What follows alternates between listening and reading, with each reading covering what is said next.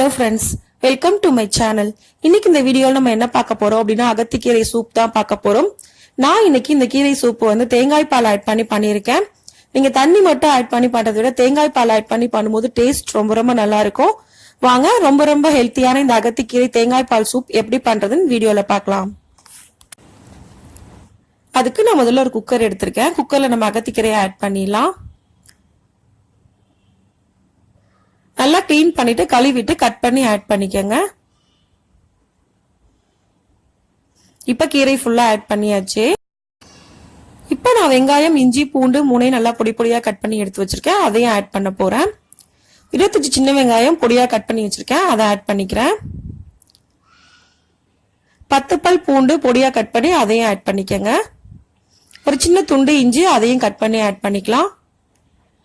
நீங்க பெரிய வெங்காயம் போடுறதுனால போட்டுக்கலாம். ஆனா சின்ன வெங்காயம் போட்டா டேஸ்ட் நல்லா இருக்கும். ஒரு தக்காளி அதையும் நான் கட் பண்ணி ஆட் பண்ணிக்கிறேன். இப்ப நான் 3 கிராம்பு ஆட் பண்றேன். ஒரு பீஸ் பட்டை அதையும் ஆட் பண்ணிக்கங்க. ஒரு 10 மிளகு ஆட் பண்ணிக்கங்க. ஒரு ஸ்பூன் அளவுக்கு ஜீரகம் அதையும் ஆட் பண்ணிக்கலாம்.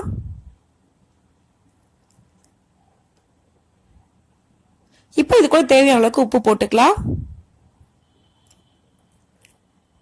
இது மூழ்கிற அளவுக்கு கொஞ்சமா தண்ணி ஊத்திக்கங்க. 1 கப் அளவுக்கு ஊத்தினா போதும். இப்ப இது நல்லா மிக்ஸ் பண்ணிக்கலாம்.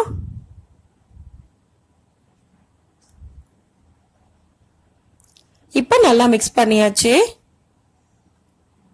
குக்கரை மூடி போட்டு விசில் போட்டு 4 இருந்து 5 விசில் வரைக்கும் நல்லா வேக வச்சுக்கோங்க.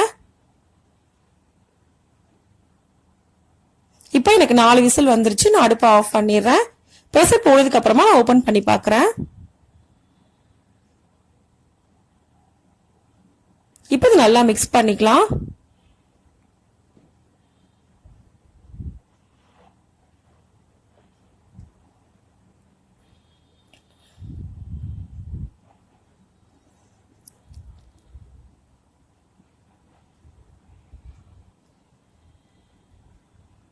இப்ப இது கூட திக்கான தேங்காய் பால் ஒரு 2 கப் அளவுக்கு ஊத்திக்கங்க.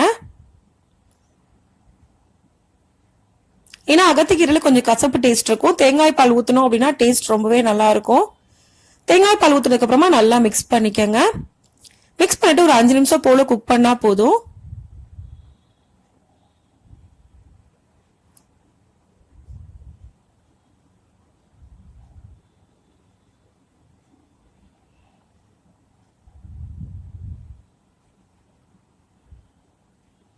இப்ப இது நல்லா குக் ஆயிருச்சு.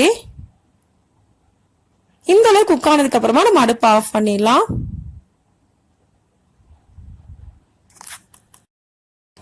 இப்ப நமக்கு அகத்திக்கீரை தேங்காய் பால் சூப் ரெடி ஆயிடுச்சு.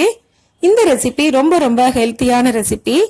இந்த ரெசிபியை இதே மெத்தட்ல தேங்காய் பால் ஆட் பண்ணி நீங்களும் செஞ்சு பாருங்க.